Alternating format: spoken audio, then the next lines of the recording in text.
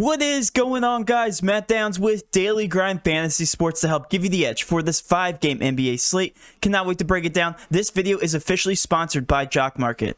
If you guys want to be entered into the $25 giveaway that we do every single Friday, please like, subscribe, and also comment your favorite GPP play for this slate. If you guys are brand new to this channel, we provide both free and paid content for all daily fantasy sports across all sports. If you could please show your support by hitting that subscribe button, notification bell, and of course smashing that like button for all of our future NBA content. If you would like to know more about becoming a better DFS player and taking down that big GPP, head over to www.patreon.com/DGFantasy for more information. On Patreon, we give advanced cheat sheets for all DFS sports on DraftKings. These cheat sheets include updated projections, ownership, and our overall favorite plays from slate to slate. We take it a step further by teaching you how to play fantasy sports like a shark, by showing you where the best leverage spots are to put you in the best spots to take down tourneys. Also included is our private Discord chat where you get to talk over the slate with everyone, including our coaches, to help build your lineups. Now let's go ahead and dive right into this NBA 5-game slate.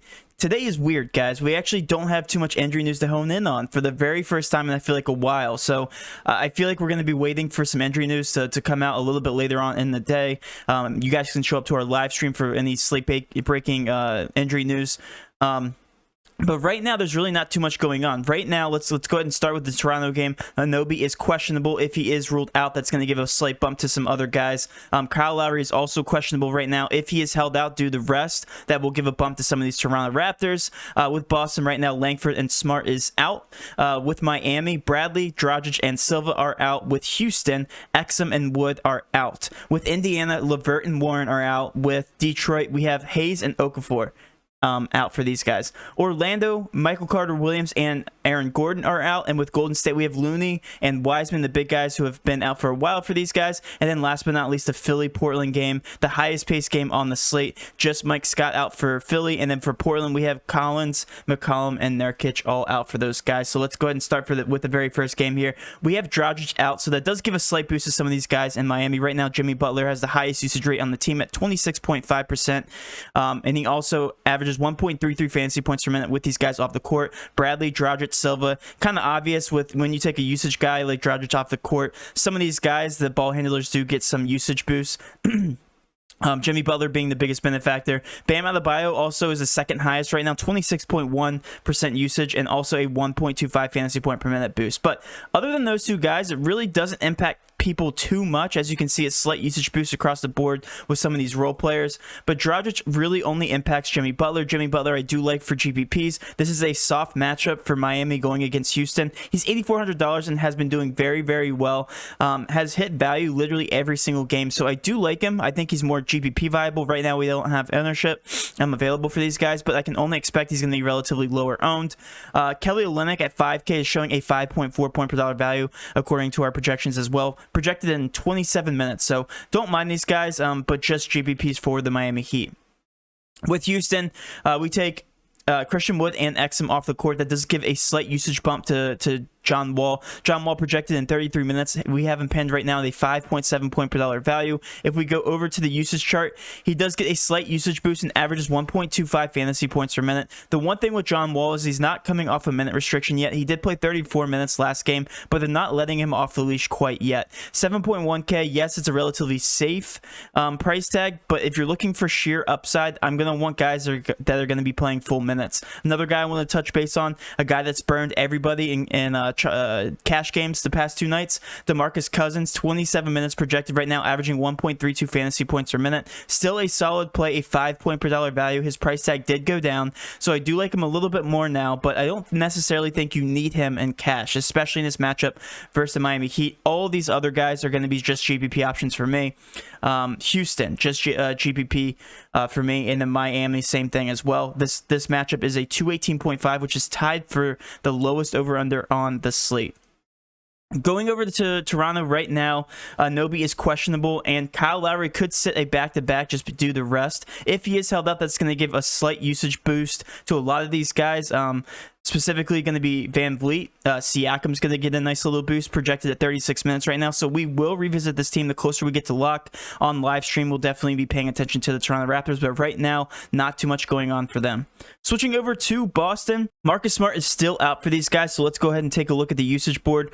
Right now, when you take Marcus Smart off the board, Kemba Walker does get the highest usage boost of a 2% usage boost and a 0.04 fantasy point per minute boost. Jason Tatum also gets a 0.9% usage boost and a 0.08 fantasy point per minute boost. Jaylen Brown also down here getting a 0.6% usage boost. When you compare that to their price tags, Jason Tatum averaging 1.35 fantasy points per minute comes out to a 5.6 point per dollar value. Jaylen Brown also the exact same value, so a 5.6 point per dollar value for him as well. I like these guys the exact same. I think they're both very good GPP options against Toronto. Assuming that Toronto does have some injuries to deal with, I do like them a little bit more. Right now, the over-unders at a 223, which is actually the third highest on the slate, so I don't mind this matchup, and I think these guys make for very intriguing GPP targets right now. Kemba Walker, not that bad of an option as well, a 5.4 point per dollar value, but the rest of these guys are just going to be GPP options for me right now. And now we're going to hear a quick word from our sponsor. Jock Market is one of the most innovative ways to play daily fantasy sports today. Just like the real stock market, Jock Market allows you to buy and sell players to earn profit based on their performances throughout the day and night. They are currently offering a variety of sports where you can enter their markets and buy them for potential gains. Unlike normal other DFS sites, once the slate starts, you can make numerous changes to your stocks by buying new players you think will continue to perform well or sell players you think are going to underperform. Right now, they are running every sport with overlay, which gives you an easier chance to win than other major DFS platforms. Download Jock Market now on the App Store and use code DGF to receive a $20 deposit bonus. Be sure to subscribe here for all future Jock Market content. Now let's go ahead and switch over to the Indiana game with Detroit. Malcolm Brogdon right now projected at 35 minutes, a 5.3 point per dollar value, a 7.5K price tag. It's still relatively cheap, so I don't mind Brogdon. He's been on a cold streak as of late. We expected him to pop off last night versus Brooklyn and was very chalky.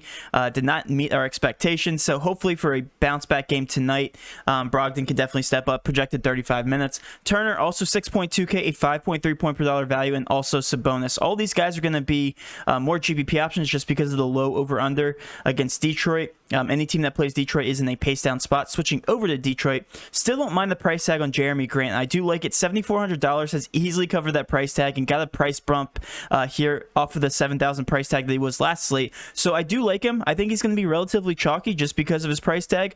Projected in 35 minutes right now, a 5.3 point per dollar value. Regardless, I do like him. Mason Plumlee, the next guy on the list here, a 5.3 point per dollar value. But those are going to be the only two guys that I really like from Detroit. Jeremy Grant is just really, really cheap, and I do like his price tag at $7,400 right now.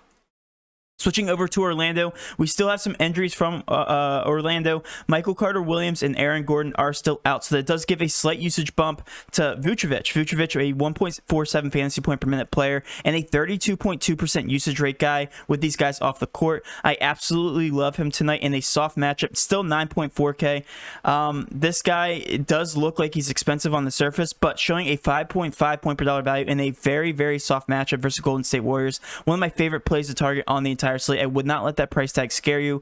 Evan Fournier averaging 1.16 fantasy points per minute with these guys off the court. He's technically still questionable. If he does not play, I'm going to have even more interest in the Orlando Magic because this is a pace-up spot. They are the second highest over-under on the entire slate. So I do like the Orlando Magic, specifically Fournier and Vucevic. If Fournier does sit, I'm going to have more interest in the Orlando Magic a little bit later on in the day. Switching over to the Golden State Warriors, Draymond Green has gotten a significant usage boost with the big guys off the court. Right now, he's a 6.8K price tag, which isn't too bad still. To get a price decrease from a 6.9K price tag, a 5.5 point per dollar value. And if we take a look at his usage rate, he's averaging 13.5% usage and a 1.09 fantasy point per minute output with these guys off the court. That's actually pretty good for Draymond Green. We're used to him being just under a fantasy point per minute, but with these guys off the court, I am a fan of Draymond Green. Steph Curry next on the list here, averaging over 1.5 fantasy points per minute. They get another price decrease at 10.1K. This is expected to be relatively competitive, a 6-point spread. I do like him for GPPs, and everybody else is just going to be GPP options for me for this team. Last but not least, we're talking about the highest over-under on the entire slate. Philly is going against Portland, and they are without Mike Scott. So without Mike Scott, Danny Green does pop the most here. He did burn us the other night when he was projected to play 27 minutes. He is projected to play 31 now and is a 6.4 point per dollar value. I do think Danny Green's going to carry some decent ownership at a 3.9K price tag. And in the pace-up spot, I really do like Danny Green as a volume shooter in this matchup. Thibault, projected in 35 minutes at a 3.1K price tag, is yet another good play. 6.2 point per dollar value right now. And I really do like all these Philly 76ers guys. All of them are relatively low in price tags, except for Joel Embiid at a 10.8K price tag. He does draw a favorable matchup. So really, I do like all of these guys. I consider most of them all cash viable right now. But specifically with Danny Green and Thibault, they can present some great value for tonight, especially in this pace-up matchup versus the Portland Trailblazers. Last but not least, with Portland, we have Kanter at 7K. Not that bad of a matchup. 32 minutes right now projected in a 5.8 point per dollar value. Derrick Jones, a 5.8 point per dollar value. And keep in mind, this is a pace-up spot for both these teams. Right now, it's a 229.5 over-under. I think this is a great game to target in general, just with all these lower price tags on both sides of the ball. So looking for cash, I'm going to be targeting Philly, and also Kanter is a really good option in this matchup. And that will end my breakdown, guys. Hopefully you did enjoy this breakdown. If you did, please do hit that subscription button, notification bell, and of course, smash that like button for all of our future NBA content. With all that being said, have a great rest of your day, and let's cash.